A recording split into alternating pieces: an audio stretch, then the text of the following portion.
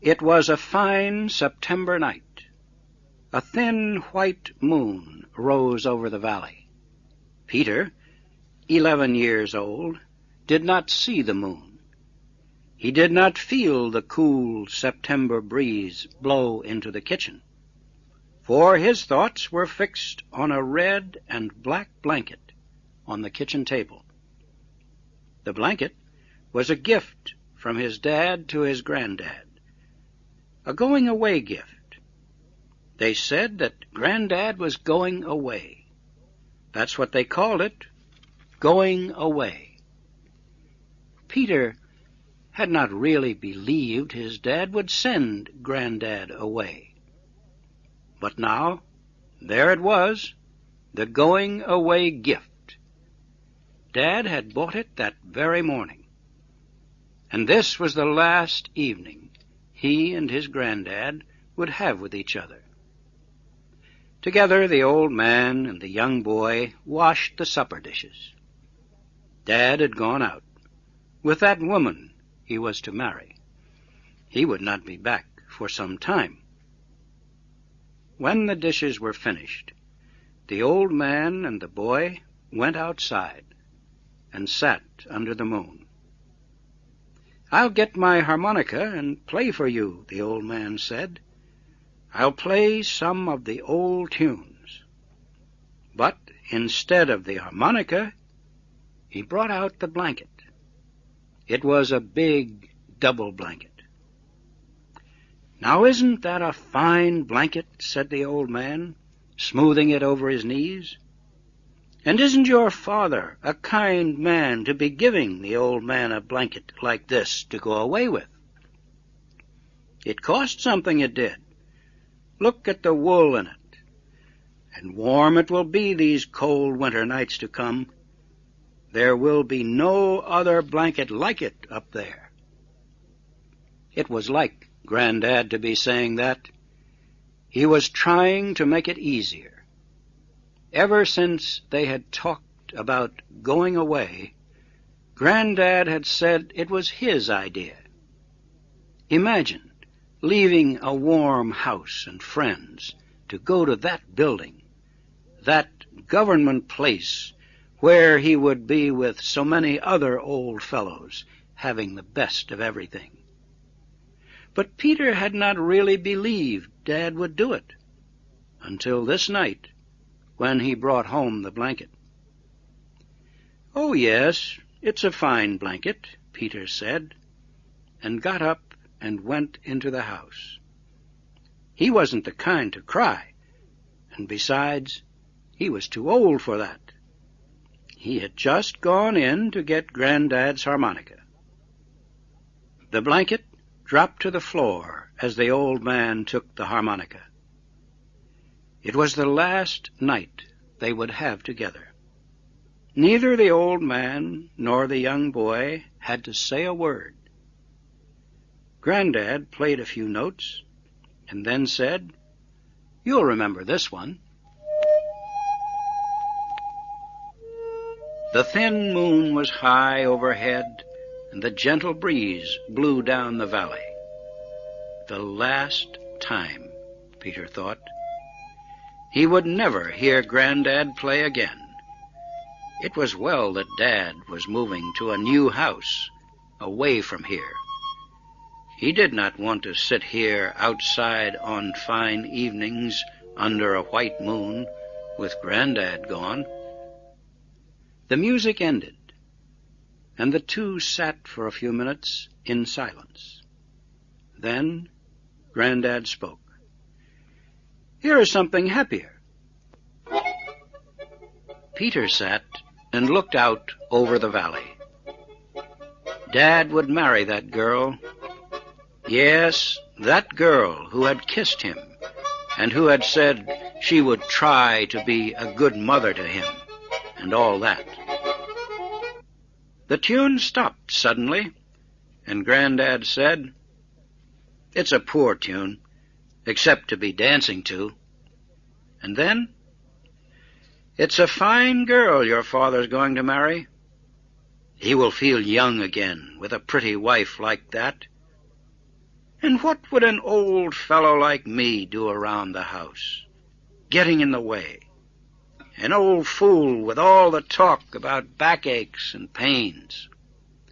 And then there will be babies coming, and I don't want to be around listening to them cry all hours of the night. No, it's best that I leave. Well, one more tune or two, and then we'll get to bed and get some sleep. In the morning, I'll get my new blanket and take my leave. Listen to this. It's a bit of a sad tune, but a nice one for a night like this. They did not hear the two people coming down the road, Dad and the pretty girl with the hard, bright face like a doll, but they heard her laugh, and the tune stopped suddenly. Dad did not say a word, but the girl walked up to Granddad and said prettily, "I'll not be seeing you in the morning, so I came over to say goodbye." "It's kind of you," said Granddad, looking down at the floor, and then, seeing the blanket at his feet, he bent down to pick it up. "And will you look at this," he said, sounding himself like a little boy. "Isn't this a fine blanket my son has given me to go away with?" "Yes," she said, "it's a fine blanket." She felt the wool again and said, "A fine blanket indeed." She turned to Dad and said to him coldly, "Must have cost a pretty penny." Dad cleared his throat. I wanted him to have the best." The girl stood there, still looking at the blanket. It's a double one, too." "Yes," the old man said, "it's a double one. A fine blanket for an old fellow to be going away with." The boy suddenly walked into the house.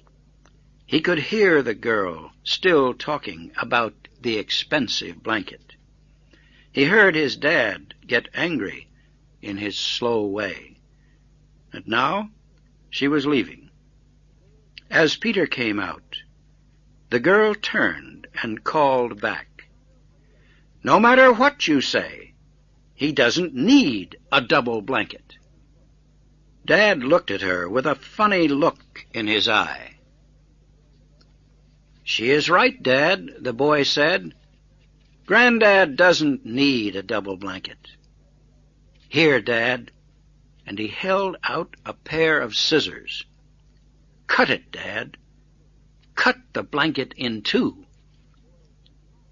Both of them looked at the boy surprised. "Cut it in two, I tell you, Dad, and keep the other half." "That's not a bad idea," said Granddad gently.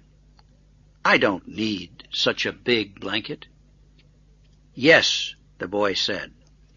"A single blanket is enough for an old man when he's sent away. We'll save the other half, Dad. It will come in useful later." "Now, what do you mean by that?" asked Dad.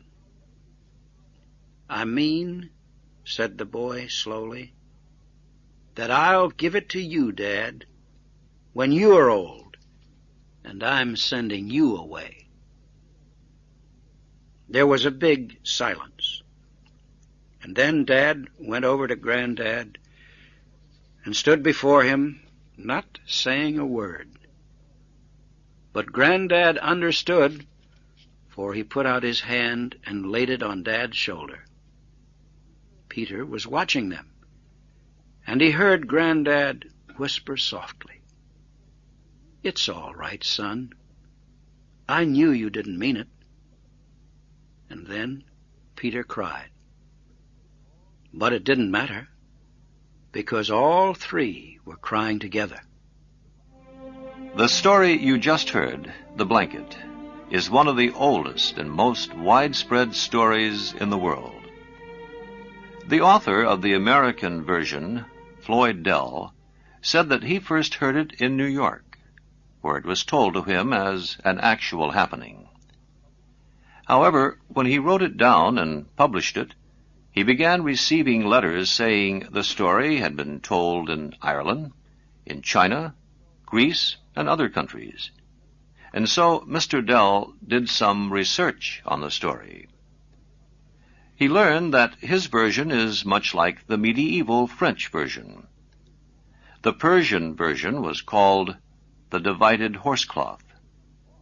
In the old Greek version, there is no cloth or blanket. The old man, whose table manners are not liked by the daughter-in-law, is given a wooden bowl to eat from in a corner of the kitchen. The little boy carves another bowl and explains to his father, "I am making a bowl to give you, Daddy, when you get old, and I put you out in the kitchen to eat." The three generations, the young boy, his father, and granddad, and usually the woman, appear in all versions of the story. So it might be said that this story has been tested by hundreds of generations in almost all lands. We hope you enjoyed it too, and we invite you to listen again next week at this time for another American story in special English.